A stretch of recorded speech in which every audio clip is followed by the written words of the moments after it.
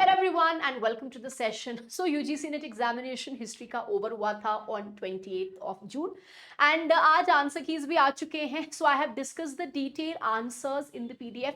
Previous sessions में हमने detailed answers discuss किया है. अब in the first glance of the paper here are कुछ क्वेश्चंस जिसके आंसर्स थोड़े से वेग हैं जो हम चैलेंज कर सकते हैं. कुछ क्वेश्चंस मुझे स्टूडेंट्स ने भेजे हैं तो मैंने उसको भी इंक्लूड किया है. जिसको आप नहीं चैलेंज कर सकते हो वो भी मैं आपको बताऊंगी. वो क्वेश्चंस जो आपने मुझे बताए हैं कि इसमें कंफ्यूजन है एंड कुछ जो मैंने आइडेंटिफाई किया है जो हम डेफिनेटली चैलेंज करेंगे. तो इन चीजों को हम आज के सेशन में डिस्कस करेंगे और देखते हैं कि किस किस क्वेश्चंस में कंफ्यूजन है और क्या हमें उसको चैलेंज करना चाहिए या नहीं. तो देखो, सबसे पहले चैलेंजिंग का प्रोसीजर क्या है और ड्यूरेशन क्या है. तो आज है 6 जुलाई, आज हमारी आंसर की आई है. तो 6 से लेके 8 जुलाई तक शाम के 5 बजे हम आंसर कीज को चैलेंज कर सकते हैं. लास्ट डेट देखो जो हमारा है वो है 8th ऑफ जुलाई. अब चैलेंज कैसे करना है, हर वो क्वेश्चन जिसपे हमें लगता है कि जो आंसर दिया हुआ है और जो आंसर हो सकता है उसमें डिस्क्रिपेंसी है, दोनों अलग अलग है या आंसर गलत दिया हुआ है, उसको हम चैलेंज करेंगे. सो चैलेंज करने के लिए 200 रुपीज लगता है पर क्वेश्चन. रिमेंबर ये नॉन रिफंडेबल है. अब एक्सेप्ट कैसे होगा, तो देखो जब हम चैलेंज करते हैं तो हमें कुछ ऑफिशियल प्रूफ्स देने पड़ते हैं ऑथेंटिक सोर्सेस के कि भाई ये क्वेश्चन का आंसर ये है और जो एनटीए ने दिया है वो गलत है. तो जब हम ऑफिशियल पीडीएफ्स अपलोड करते हैं उसके बाद क्या होता है ना, एक सब्जेक्ट मैटर एक्सपर्ट्स की टीम रहती है. तो जैसे मान लो हमने बोला कि ये वाला क्वेश्चन गलत है, तो सब्जेक्ट मैटर जो एक्सपर्ट्स होते हैं वो उसको वेरीफाई करेंगे. अगर आपने नोटिस किया होगा कुछ कुछ क्वेश्चंस के आंसर्स चैलेंज करने के बाद भी वो चेंज नहीं होते हैं.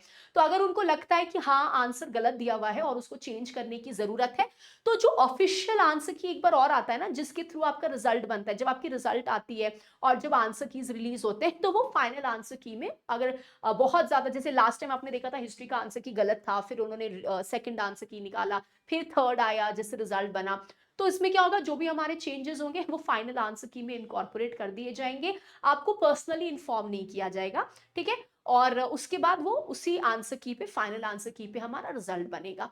अब दूसरा क्वेश्चन ये, क्या सबको चैलेंज करना जरूरी है? नहीं.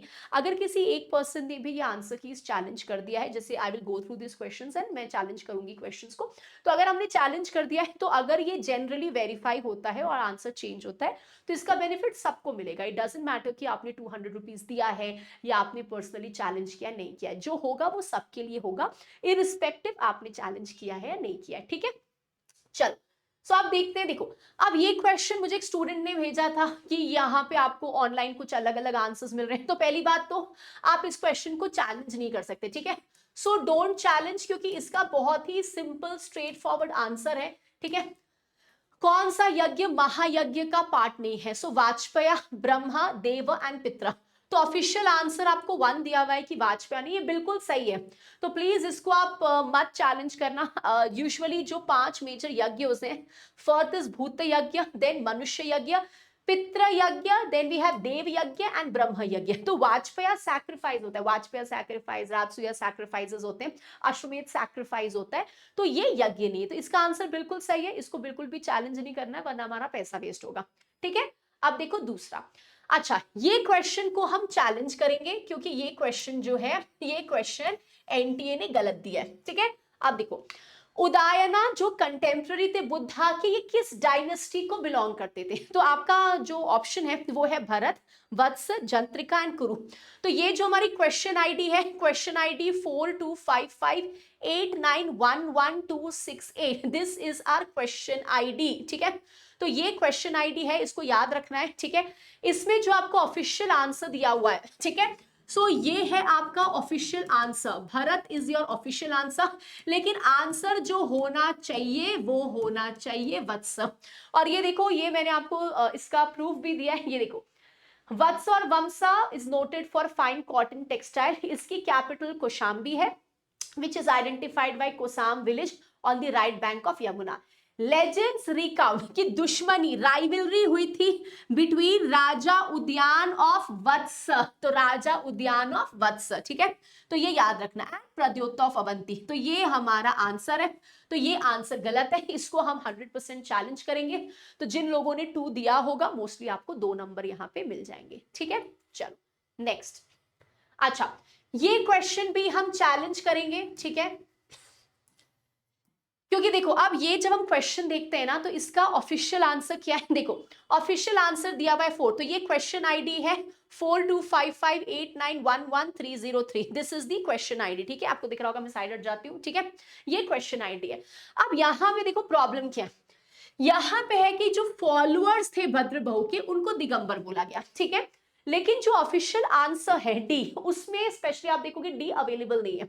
अब देखो यहाँ पे भी मैंने आपको डाल दिया है, क्योंकि भाई आप कितनी भी हिस्ट्री जानते हो आपको एनटीए को सोर्स प्रोवाइड करना पड़ेगा। तो ये देखो दिगंबर श्वेतंबर में रिफ्ट हुआ। अब ये देखो यहाँ पे क्या लिखा है, according to some accounts leader of the migrant group was Bhadrabahu, तो एक सूखा अकाल फेमीन आने लगा। तो यहाँ पे क्या होता है, कुछ लोग साउथवर्ड माइग्रेशन करने लगते हैं। According to some accounts leader of this group was Bhadrabahu and ये 12 साल स्पेंड करते हैं कर्नाटका रीजन में। भद्रबहु की डेथ हो जाती है। फाइनली इनके फॉलोअर्स मगध आते हैं। जब ये मगध अराइव करते हैं दे रियलाइज कि बहुत कुछ चेंज हो चुका है। Northern monks led by Sthulabhadra, इन्होंने कोडिफाई कर दिया canon. They started wearing clothes and जो सदर्नर्स जो है उनको लगता है ये अनएक्सेप्टेबल है, ठीक है।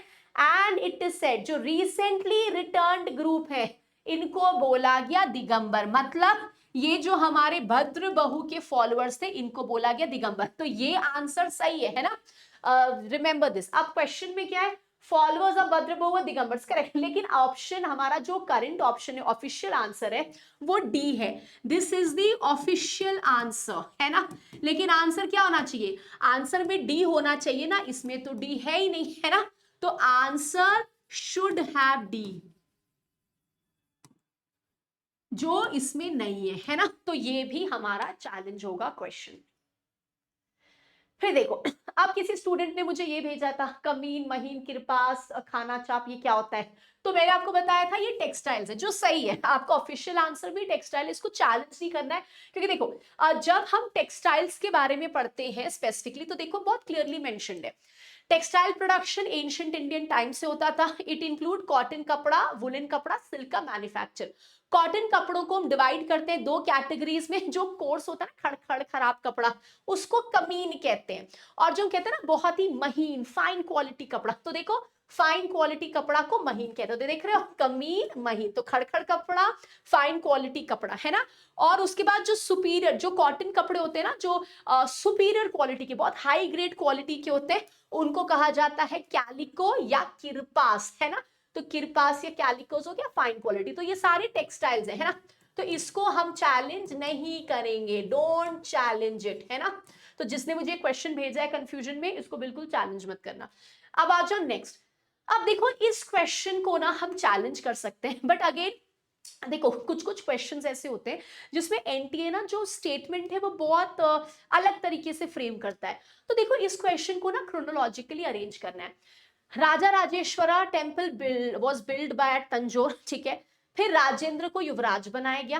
राजेंद्र ने बोला चालुक्यास पे आक्रमण करना है 1002, ठीक है। Madurai became the headquarter of new Chola viceroyalty और Rajendra led the war against Srivijaya. तो ये ना क्वेश्चन आईडी है 425589111283। अब इसका जो ऑफिशियल आंसर है ना वो 4 बेसिकली 3 दिया हुआ है, ठीक है, जिसमें सबसे पहले जो ऑफिशियल आंसर है वो सी है, ठीक है, this is the official answer. पर देखो इसमें प्रॉब्लम क्या है कि जब हम इसकी बेसिक क्रोनोलॉजी करते हैं ना तो ये स्टेटमेंट ना बहुत वेग तरीके से दिया है। स्टेटमेंट में दिया Madurai became the headquarter of new Chola vice royalty. ये स्टेटमेंट को हम 2 तरीके से इंटरप्रेट करते हैं, इसीलिए इसके आंसर चेंज हो सकता है, ठीक है। तो इसको हम चैलेंज करेंगे, बट हो सकता है ये मे और मे भी एक्सेप्ट हो सकता है बाय एनटीए, क्योंकि ये डिपेंड करता है कि एनटीए ने किस तरीके से इस स्टेटमेंट को, जैसे होता है ना हम अलग तरीके से सोच के इसको फ्रेम कर रहे हैं, तो इसमें क्लैरिटी नहीं है। Madurai becomes the headquarter. अब अगर देखो अगर हम टाइम पीरियड देखें इस क्रोनोलॉजी का, ठीक है, तो देखो राजा राजेश्वरा ने मंदिर राजा राजेश्वरा टेम्पल बना 1010 में। राजेंद्र युवराज बने 971 टाइम पीरियड। राजेंद्र ने अपनी आर्मी को बोला चालुक्या पे इन्वेड करो अप्रोक्सीमेटली 1002। मदुराई कैपिटल बनता है 920 एडी, ठीक है। अब एज आई टोल्ड यू, देखो अगर एनटीए ने स्टेटमेंट को अलग तरीके से लिखने की कोशिश की और सोच अलग रहे तो फिर शायद ये चैलेंज एक्सेप्ट ना हो, बट अगर हम इसको बेसिक तरीके से देखें तो चोलास मदुराई रूल करते थे फ्रॉम 920 एडी, है ना। तो दैट मींस ये टाइम पीरियड थोड़ा पहले आएगा। तो अगर हम आंसर देखें तो टेक्निकली अगर आप देखो तो यहाँ पे सारे ऑप्शंस जो है, देखो जैसे 1000, 971, 1000, तो कहीं ना मदुराई का हेडक्वार्टर बनना ये फर्स्ट आएगा, तो ये ऑप्शंस में है नहीं। तो ये हम चैलेंज कर सकते हैं, बट अगेन इसमें मे नॉट है, डिपेंडिंग की एनटीए ने किस तरीके से इस क्वेश्चन को फ्रेम करने की कोशिश की है, ठीक है। तो remember me and may be है। अब नेक्स्ट क्वेश्चन आता है अकबर के रेन को क्रोनोलॉजिकल ऑर्डर में करो, ठीक है। तो अगर हम अकबर के रेन को क्रोनोलॉजिकल ऑर्डर में करने की कोशिश करते हैं तो यहाँ पे भी देखो थोड़ा सा जो डेट्स है ना उस पर डिस्क्रिपेंसी है। अगर आप ध्यान से इनके डेट्स पे देखोगे तो लिटिल बिट डिस्क्रिपेंसी आपको यहाँ पे दिखेगा। जैसे देखो इन्वेजन ऑफ खंदेश, तो जब अकबर खंदेश पे आक्रमण करते हैं इट इज 1601, ठीक है। फर्स्ट जेसुइट मिशन जो आगरा में आता है इट इज 1580, है ना। फिर देखो फतेहपुर सिकरी का जो फाउंडेशन है इसका डेट विल बी 1571 अप्रोक्सीमेट, ठीक है। रैल्फ फिच आगरा पहुंचते हैं 1585, ठीक है। एंड कश्मीर इनके कब्जे में आता है, कश्मीर के एनेक्सेशन करते हैं 1586।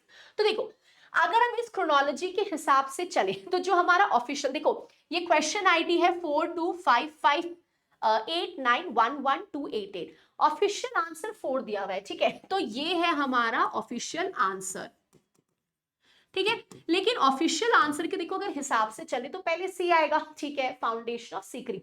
लेकिन सेकंड ऑप्शन इन्होंने ए दिया है, सी के बाद ए, लेकिन खंदेश का तो 601 में हुआ है। इतने सारे देखो 1585, 86, 80, बट हम 1601 पे कैसे जा सकते हैं। तो यहाँ पे भी गड़बड़ हुआ है इन दी वे दे हैव फ्रेम्ड ऑप्शंस। अब देखो खंदेश की जब हम बात करते हैं तो एक चीज याद रखना, इस पे अब दो चीजों पे कंफ्यूजन हो सकता है। सबसे पहले लिखा है इन्वेजन ऑफ खंदेश, ठीक है, मतलब खंदेश पे आक्रमण कब किया गया। तो यहाँ पे अगर आप बेसिक डेट देखोगे तो देखो यहाँ पे क्या लिखा है, अकबर ने 4 डिप्लोमेटिक मिशन खंदेश में भेजे 1591, है ना, 4 डिप्लोमेटिक मिशन भेजे। लेकिन खंदेश इनके हाथ में कब लगा, Akbar seduce the Khandesh officers, उनको मनी देके, and finally the gates of Asirgarh was opened by golden keys in 1601। Khandesh को एनेक्स कर लिया गया टू द एम्पायर। तो एक्चुअली 1591 में जैसे होता है ना कमांडर्स भेजे, डिप्लोमेटिक मिशंस भेजा कि भाई ठीक है बातचीत से ही निपटा लो। बाद में जब ये सब वर्क नहीं किया तो 1601 में खंदेश एनेक्स हो गया, है ना। तो यहाँ पे भी डिपेंड करता है कि एनटीए डेट कौन सा लेता है, क्योंकि देखो यहाँ पे भी डेट में फर्क है। यहाँ पे इन्वेजन लिखा है मतलब आक्रमण, यहाँ पे ये नहीं लिखा है कि खंदेश में डिप्लोमेटिक मेजर्स कब गए, है ना। मैं तुमसे डिस्कशन कर सकती हूँ और मैं 2 महीने बाद आप पे आक्रमण कर सकती हूँ, इन्वेजन कर सकती हूँ, तो दोनों में फर्क है। तो इसमें भी थोड़ा सा डेट और स्टेटमेंट फ्रेजिंग में फर्क है कि एनटीए ने इसको फ्रेज कैसे किया है। तो ये भी क्वेश्चन जो है, ठीक है, ये भी क्वेश्चन हम चैलेंज कर सकते हैं, क्योंकि जो वर्ड्स लिखे गए हैं वो अगेन कंफ्यूजिंग है और हम इसको सीधे सीधे चैलेंज कर सकते हैं, क्योंकि डिप्लोमेटिक मिशन भेजना और प्रॉपर एनेक्सेशन करना दोनों में फर्क होता है और दोनों के डेट्स में फर्क है, ठीक है। फिर इसके बाद देखो नेक्स्ट एक स्टूडेंट ने मुझे ये भेजा था क्वेश्चन, ठीक है, मनसबदारी सिस्टम का मैच द फॉलोइंग। इसको हम चैलेंज नहीं करेंगे, ठीक है, डोंट चैलेंज, क्योंकि ये बहुत ही सिंपल स्ट्रेट फॉरवर्ड, देखो इग्नू का क्वेश्चन है, सिंपल स्ट्रेट फॉरवर्ड निकला है। रादर अगर आपने आंसर की देखा होगा तो मैंने आपको ये भी बताया था कि ये लास्ट 2024 में क्वेश्चन आ चुका है, उसी स्टेटमेंट को सीधी सीधी मैच द फॉलोइंग में दिया है। ऑफिशियल आंसर इनका 4 है और यही आंसर रहेगा, तो ये चैलेंज नहीं करना है, ठीक है। स्टीफन ब्लेक जो है वो क्या कहते हैं, वो ये कहते हैं कि मनसबदारी सिस्टम इज पेट्रिमोनियल ब्यूरोक्रेटिक एम्पायर, बिल्कुल सही है, तो C2 बिल्कुल सही है। पर्सिवियल स्फीयर कहते हैं ये mansabdar elite with in elite है, तो हम इसको चैलेंज नहीं करेंगे क्योंकि इसका बिल्कुल सही आंसर दिया हुआ है, इसमें कोई प्रॉब्लम नहीं है। तो जिसने मुझे क्वेश्चन भेजा है there is not an issue. आप लोग प्रीवियस वाला सेशन देख लो जहां पे मैंने ये सारे क्वेश्चंस डिटेल में डिस्कस किया, ठीक है, तो वी विल नॉट चैलेंज। अब देखो ये लास्ट क्वेश्चन है, ये भी क्वेश्चन देखो हम चैलेंज कर सकते हैं, बट ये ना मे एंड मे नॉट, एनटीए इसको एक्सेप्ट भी कर सकता है नहीं भी एक्सेप्ट कर सकता है, और देखो क्यों। जब आप ये सारे सेरेमनीज के डिटेल पढ़ोगे ना, तो आपको ना देखो जो स्टेटमेंट्स लिखे गए ना, ये अगेन थोड़े से कंफ्यूजिंग है। जैसे देखो, पुंसवना, तो जो हमारा ओरिजिनल आंसर है वो 2 है, ठीक है। तो देखो, सो पुंसवना मतलब होता है जनरली कि भाई मेल चाइल्ड हमें चाहिए, उसके लिए सेरेमनी हो रहा है। बट जनरली अगर आप पुंसवना पढ़ोगे तो इसमें जो सेरेमनीज होते हैं वो हमारे जो बच्चे हैं उसका प्रोटेक्शन के लिए भी होता है। तो कहीं ना वैसे तो ये ऑफिशियल आंसर अगर वर्डिंग्स के हिसाब से देखा जाए तो सही भी है, बट जब आप इन सेरेमनीज के डिटेल पढ़ोगे ना, तो आपको लगेगा कि एक ऑप्शन ना दो दो के साथ भी जा रहा है, ठीक है। इसलिए मैं आपको कह रही हूँ ये स्टेटमेंट हम चैलेंज कर सकते हैं, बट ये एनटीए एक्सेप्ट भी कर सकता है, नहीं भी कर सकता है। नहीं क्यों करेगा? क्योंकि एनटीए विल से कि भाई जो मैंने ऑप्शंस दिया उससे सारे हो रहे हैं, which make sense also. But again अगर हम डिटेल्स ऑफ द सेरेमनी पढ़ेंगे तो आप देखोगे जो स्टेटमेंट्स है ना वो एक के दो दो जगह पे आ रहे हैं ना, तो दैट मीन्स हम इसको चैलेंज कर सकते हैं। बट अगेन ये श्योर शॉट नहीं है, क्योंकि हम ये नहीं कह सकते कि ये 100% गलत है, नहीं। क्योंकि स्टेटमेंट्स दिखे हुए हैं, तो पूरे सेरेमनी से एनटीए ने एक स्टेटमेंट उठा के मैच द फॉलोइंग बना दिया है, तो ये मे बी एक्सेप्ट हो सकता है, मे बी नहीं। तो इसीलिए मैं आपको ये बोल रही हूँ कि देयर इज वे, हो भी सकता है, नहीं भी, क्योंकि वन सिंगल आंसर नहीं है ना कि सीधे सीधे कैंसिल हो गया, ठीक है। तो ये मे नॉट है, क्योंकि देखो पुंसवाना सेरेमनी इज अ परफॉर्म, ये बेसिकली क्या करता है, सेरेमनी मेल चाइल्ड प्रोक्योर करने के लिए। बट अगेन यहाँ पे क्या होता है, जैसे ये देखो बहुत सारे पूजा पाठ होते हैं, ठीक है। एंड अगेन यहाँ पे क्या होता है, this days couple want emotional psychological intelligent child, तो पुंसवाना में स्पेशली ये सारी चीजें परफॉर्म की जाती हैं ताकि बच्चे की फ्रूटफुल और प्रॉस्परस लाइफ हो, है ना। एंड इट ऑल्सो सेज ताकि बच्चा हेल्दी हो, उसका कंसेप्शन अच्छे से हो। तो ये सारी चीजें कहा जाता है, क्योंकि अगर ध्यान से पढ़ोगे तो मल्टीपल लाइंस इसमें मैच हो सकते हैं, है ना। तो that is why I have said. अच्छा, अब दूसरा देखो, दूसरा आपके ऑप्शन में है, कहाँ गया हमारा एक और ऑप्शन, हाँ, simantonnayana. Simantonnayana is hair parting, but again जब हम यहाँ पे सेरेमनीज में जाएंगे तो अगेन इसके दो मीनिंग हो सकते हैं। बट ये भी है कि एंटी ने जो आंसर दिया अगर एक तरीके से देखें तो वो सही है। चैलेंज क्यों कर सकते हैं? क्योंकि एक का ना दो दो मैच द फॉलोइंग हो सकता है। जब आप बहुत डिटेल्स पढ़ोगे तो आप देखोगे ना ये स्टेटमेंट्स ओवरलैप कर रहे हैं, इस वजह से मैं आपको बता रही हूँ। तो आप कंफ्यूज मत होना। इट कुड बी कि एनटीए ने जो आंसर दिया है वो बिल्कुल सही है, वो चेंज नहीं करे, एंड हो सकता है वो चेंज कर दे, तो दोनों के चांसेस है, ठीक है। तो इसीलिए I am telling you may not हो सकता है, तो इसको ब्लाइंडली नहीं कर सकते, ठीक है।